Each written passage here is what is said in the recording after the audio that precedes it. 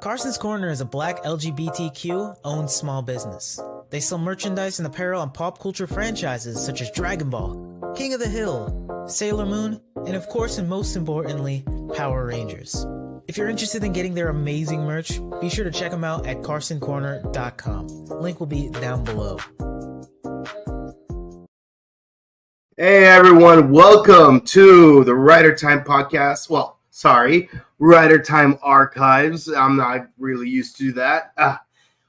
Rider Time podcast is taking a week-long break because Gotchard and King Oger are on hiatus this week.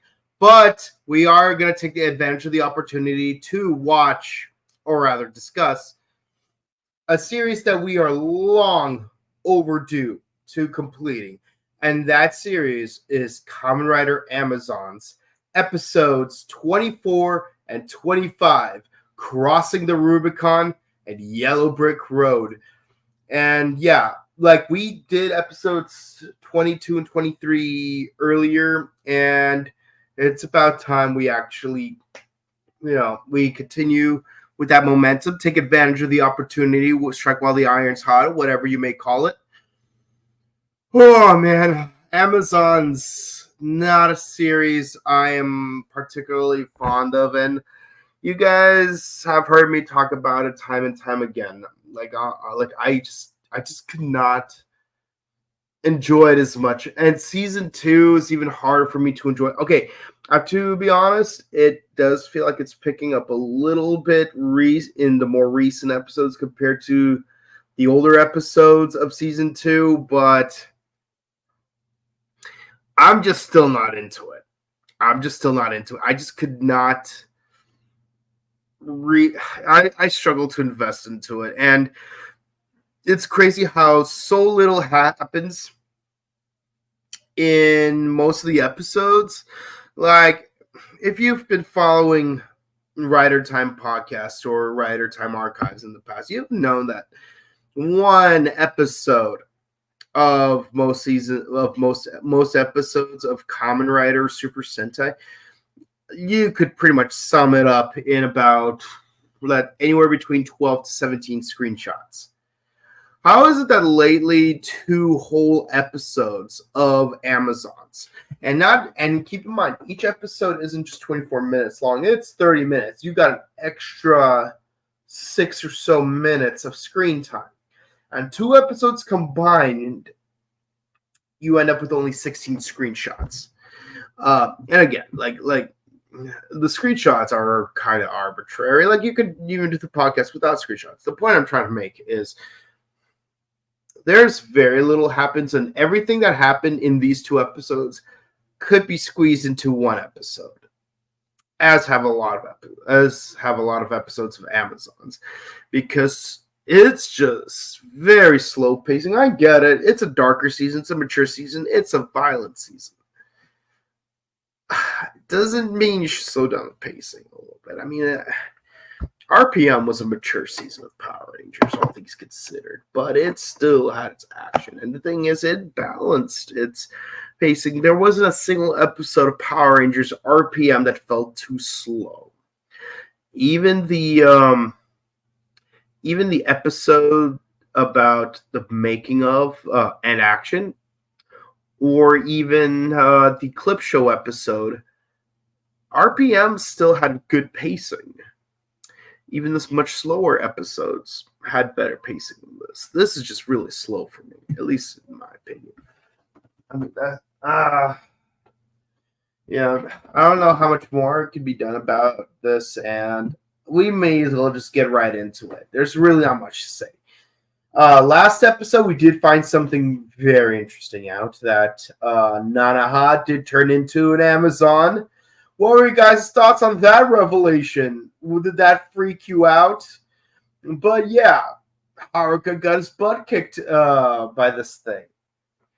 And then she just escapes. Meanwhile, Banjo is trying to make sure that EU does remember Chihiro,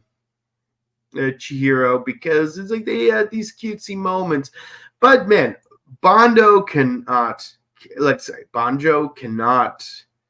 catch a break. I know his name isn't actually Banjo. Banjo's the character he played in Kamen Rider build, but still, he cannot catch a break because no matter where he is, no matter where he goes, he's always in some kind of zone of violence. So after he sees off EU, he tries to see Chihiro in their old clubhouse. Chihiro's like, it's my fault 2 of our friends are dead because I'm subject 0 of the lysogenics experiment.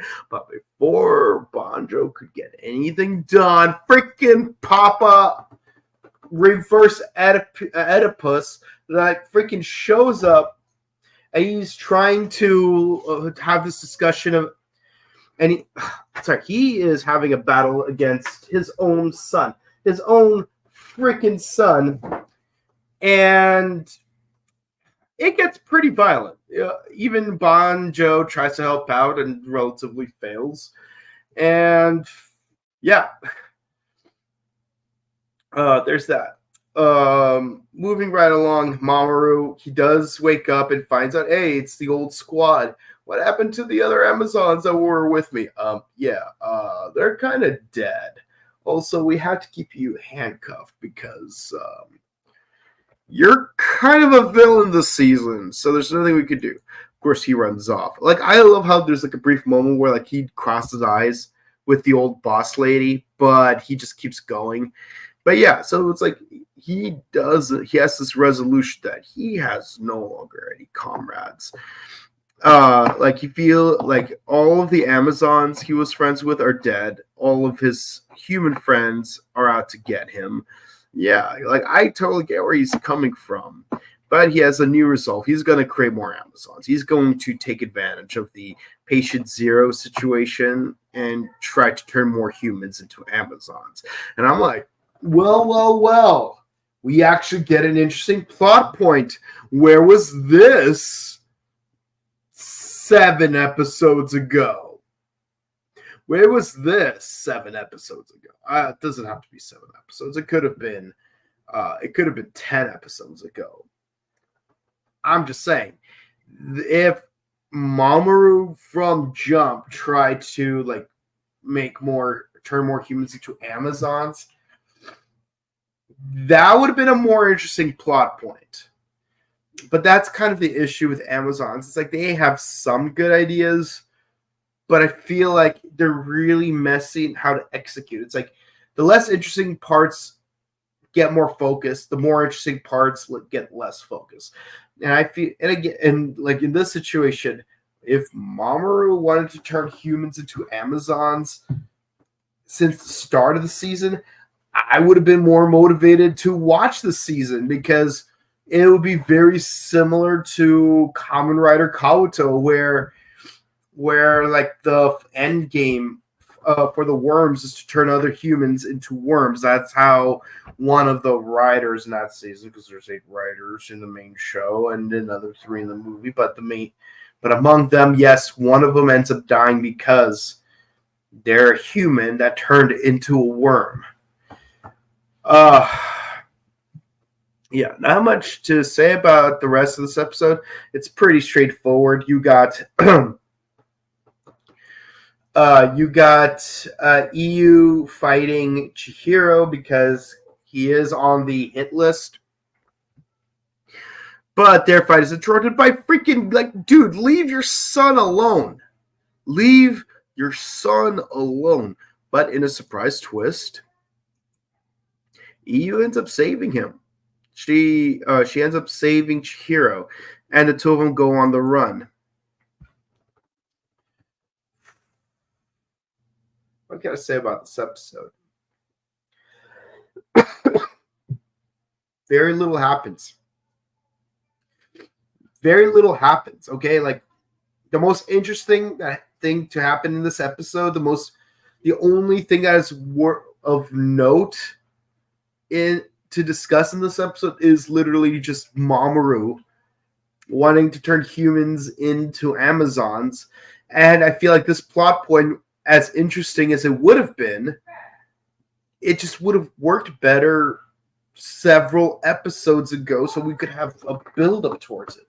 Maybe you could have Chihiro become recruited by Mamoru. sorry, what I'm saying is Mamoru tried to recruit Chihiro and try to get him to his side. You could have scenes where the two of them try to work together. And maybe Mamoru could be having second thoughts because somehow Chihiro would remind him of Haruka and the good times they used to have together. And because, like I said before, Chihiro is Haruka 2.0, but with less personality.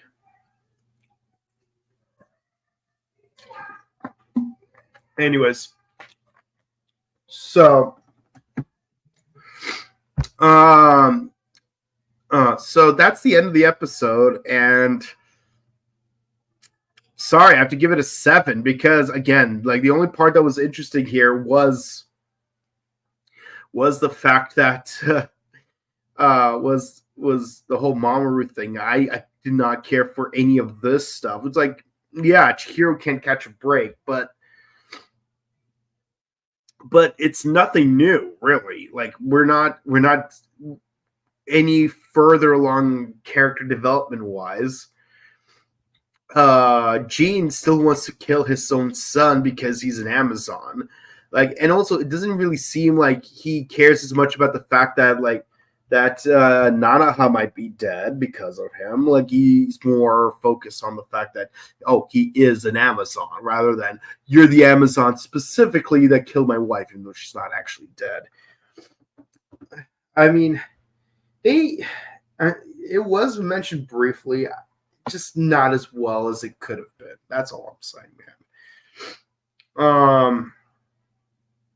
Yeah, and also we had Kaito confront his mom, who turned into an Amazon. We did not get any on-screen resolution for that, beyond him just showing up in the next episode and saying, "Yeah, I killed my mom, and we all agree that Mamoru needs to be stopped because he's going to turn more humans into Amazons, right? Yeah, like we can't have other people go through what I just went through. Yes, thank you, Kaito. Yes, thank you. You're giving us some substance. Finally, some substance. This is one of the best scenes so far in the last 2 episodes. Yes, thank you. This is what we need more of. Like, yes, let's focus more on the Mamoru turning other humans into Amazons thing. That it makes more sense and it is more engaging. Yes, we have reasons to keep fighting because we got a bunch of scenes earlier on where they're confronting Mamoru, but we're not really given a reason to. It's like, yes, he has this whole squad of Amazons, and it's like, yeah, like we're the extermination squad. We got to get rid of the Amazons and whatnot. Mamoru's rightfully upset with Haruka because, hey, Gene is killing off my people, and you're not doing anything about it. But like, we could get more done with this. Like, Mamoru is our sweet cinnamon roll, and like he turned into a heel, and there's just no delivery in how like you're given something good to work with and you're not using it to its full effect. This is similar to an issue we've had with Cosmic Fury.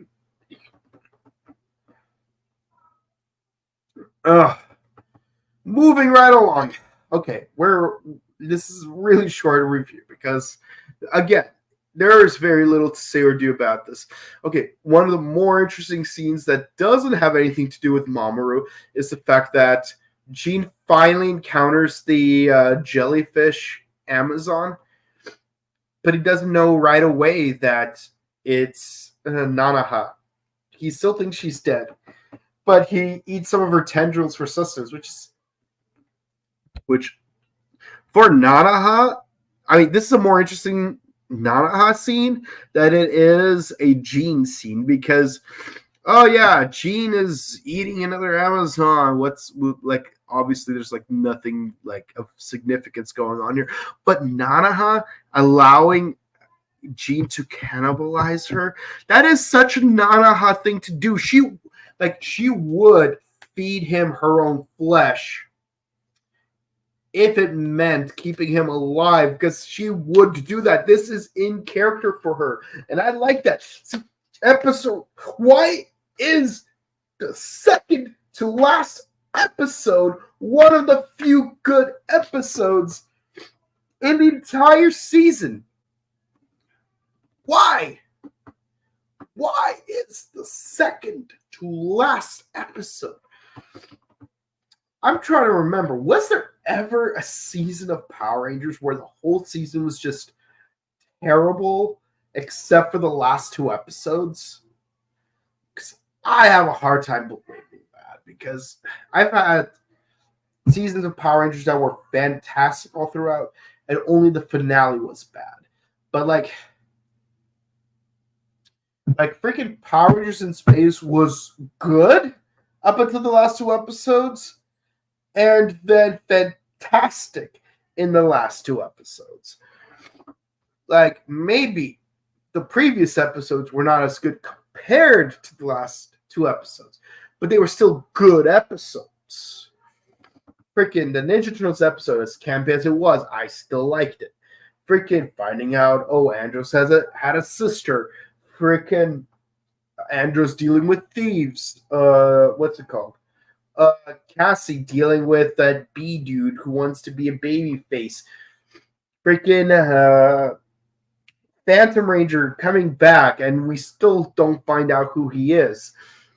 The two-part episode where they get the Mega Voyager, and the revelation that Darkana was involved in the kidnapping. Freaking Justin coming back, Adam coming back, Zane showing up and not having access to his powers, Corone turning good, Corone turning evil, Psycho Ranger 6-part episode.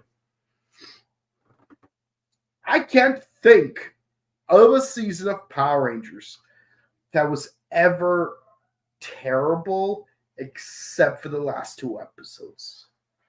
Not even Megaforce, which is the most reviled season of all of Power Rangers, did not have that kind of track record. Because there were some decent episodes of Megaforce in between, and then a mid-final episode. But here it's like, I just really did not like Amazon Season 2 up until like the very end. And I keep in mind, I still did not watch episode 26 yet because, I'm trying to keep everything fresh. But damn, I can't believe I felt no enjoyment in this season up until literally Yellow Brick Road. What is up with that? Yeah, so Haruka gets berated by Gene. It's my sin because I hit them, so I'm gonna have to be the one to kill Nanaha. It's like, no, I'm going to kill Nanaha because she's an Amazon and it's part of my credo to kill all Amazons. Doesn't matter if Nanaha is my wife and I love her very much. She's an Amazon and I have to kill her. She would totally understand that. It's like, it's this close to retracting the praise I almost gave this episode. But I get it. They both are victims of compassion. Well, actually, no. Haruka is compassion. Gene is just plain passion. One of them is probably going to have to kill Nanaha. And I'm not looking forward to that regardless. So, EU and Chihiro are hiding inside a church. And EU is starting to gain her memories back. But it's also at this time where the explosive device that is attached to her arm is taking effect. She doesn't feel any pain, but Chihiro struggles to get it off. Okay, so we're at the final fight scene for this episode. So here we go. We're almost at the stretch. So we do get it. So everyone does try to encroach in on Chihiro and Nanaha, but not Nanaha. Chihiro and EU, but turns out one of the snipers from C4 was infected with lysogenic cells. So we get this grotesque fight scene where they just turn on, where the C4 just turn on each other, and then one guy has like one of those bullets from the previous episode with the Mamoru, where it's like it misses and ends up killing a human. It's like really gnarly, but it's like, yeah, no, this is actually quite realistic as far as like fight scenes go. You expect crossfire. I mean, expect friendly fire. You know, that's a normal thing to happen in a situation such as this. I mean, given what the bullet does, it's like, yeah, it's kind of creepy, and I feel bad for that one dude, but still. Then, oh man, we got both Chihiro and Haruka fighting the snake dude, while EU tries to fight her way through all of the human soldiers, all of them, to reach Chihiro, because she finally remembers everything. She barely unmorphs, and we get to this beautiful scene where she's completely vulnerable. We only have one scatter shot left. Takashi coerces Mizu to use the shot, but before she has a chance to, Haruka starts molting into that creepy spider Amazon thing he was in episode 22. And he basically kills off almost everyone in the room. Only Iu, Haruka, Takashi, and Mizu survive this scene. And of course, Chihiro completely unmorphs, holds her in his arms, and says, "Why is there no place for us?" Meanwhile, elsewhere on the beach, Jean and Nanaha have one final confrontation. And that's it for the episode. That's the whole episode. That's all of episodes 24 and 25 of the Amazons. What are you guys' thoughts about this episode? Do you think that Chihiro and EU would be able to find a place to live in any kind of circumstance?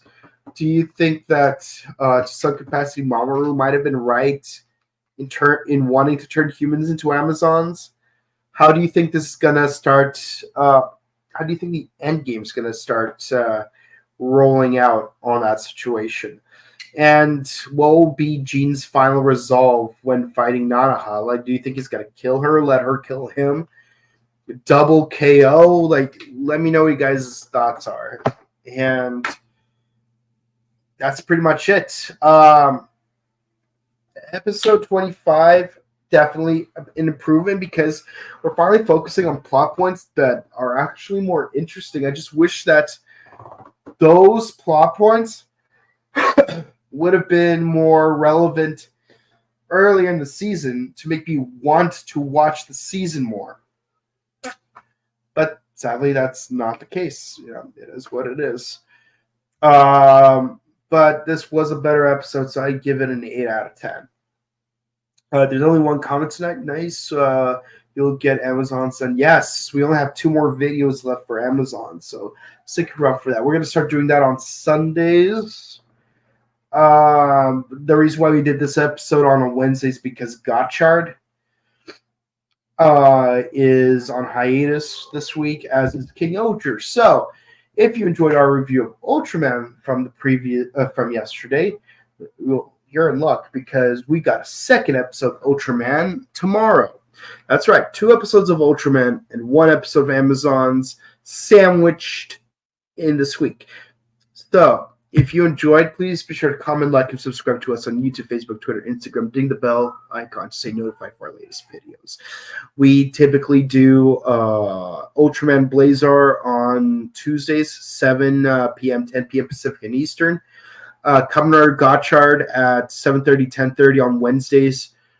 King Oger on Thursdays, 7:30, 10:30. And Power Rangers Cosmic Fury at 5:30, 8:30 Pacific and Eastern. This week we did have a change in schedule again. So this week we just did Blazar like we normally do, but instead of Gotchard and King Oger, we're doing Amazons and then a second episode of Blazar. So episode 9 tomorrow. Stick around for that. 7:30, 10:30 p.m.